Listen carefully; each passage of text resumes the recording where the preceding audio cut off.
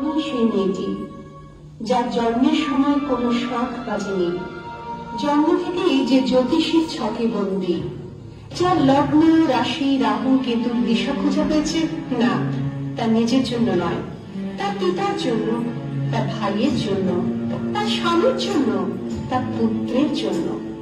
কিন্তু যার গর্ভ থেকে আমার জন্ম সেই মায়ের কথা বলেনি কেউ।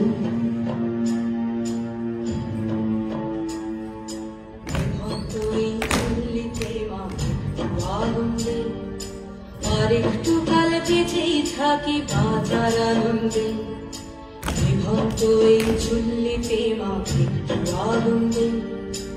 আর একটু কাল বেঁচেই থাকি বাঁচার আনন্দে, নটন নটন পায়রা গুলি খাঁচাতে বন্দি, দু এক মুঠো ভাত পেলে তা ওড়াতে বন্দি।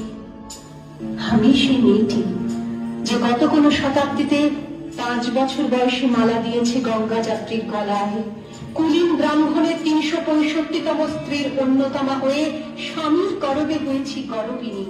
সন্তানের পর সন্তান জন্ম দিতে দিতে যন্ত্রণায় মুখ টুকরে পড়েছি সতীদাহে, জ্বলে পুড়ে মরেছি সতীদাহে। বিভক্ত এই চুল্লি তবে একটু আগুন দে, ঘরের শিরায় শিখার মাতার মারার আনন্দে, দুই পারে দুই রুই কাতলার মারনি ফন্দি, বাঁচার আশায় হাত হাতিয়ার মৃত্যুতে বন্দি।